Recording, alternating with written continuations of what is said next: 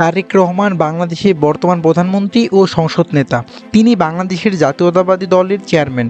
সাধারণত তিনি তারেক জিয়া নামে বেশি পরিচিত, যার শেষাংশটি এসেছে তার পিতা বাংলাদেশের সাবেক রাষ্ট্রপতি জিয়াউর রহমানের থেকে। তারেকের অল্প বয়স থেকেই রাজনীতিতে হাতেখড়ি হয় এবং ২০০০ সালের শুরুর দিকে তার মা প্রধানমন্ত্রী থাকাকালীন বিএনপিতে তিনি জনপ্রিয়তা অর্জন করেন। ২০০৮ সালের সাধারণ নির্বাচনে আওয়ামী লীগের নিরঙ্কুশ বিজয়ের পর তার নিরাপত্তার জন্য উদ্বেগ প্রকাশ করে তিনি লন্ডনে স্বেচ্ছা নির্বাসনে যান এবং দাবি করেন যে গ্রেপ্তারকালীন সময়ে কর্তৃপক্ষ তাকে জেল হাজতে নির্যাতন করেছে। দুর্নীতি, ঘুষসহ মানি লন্ডারিং, অবৈধ সম্পদ অর্জন, গ্রেনেড হামলাসহ একাধিক অভিযোগে তিনি শেখ হাসিনা সরকারের আমলে আদালত কর্তৃক দণ্ডপ্রাপ্ত হন। ২০০৭ সালের পর তার বিরুদ্ধে মোট ৮৪টি মামলা হয়।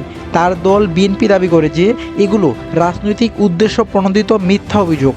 পরবর্তীকালে ২০২৪ সালে আওয়ামী লীগ সরকারের পতনের পর আদালত তাকে দণ্ডপ্রাপ্ত সকল অভিযোগ থেকে খালাস দেয় এবং তার সাজা বাতিল করা হয়। বর্তমানে তারেক রহমানের বিরুদ্ধে কোনো মামলা বিচারাধীন নেই। ২০২৫ সালের ২৫ ডিসেম্বর তিনি বাংলাদেশে ফিরে আসেন এবং ২০২৬ সালের জাতীয় সংসদ নির্বাচনে ভূমিধস বিজয় অর্জন করে তার দল। অতঃপর ১৭ই ফেব্রুয়ারি তিনি দেশের ১১তম প্রধানমন্ত্রী হিসেবে শপথ গ্রহণ করেন। তারেক দেশের রাজনীতিতে একজন বিতর্কিত ব্যক্তিত্ব হিসেবে রয়ে গেছেন। তার অনেক বিরোধী তার বিরুদ্ধে দুর্নীতি ও স্বজনপ্রীতির অভিযোগ এনেছেন।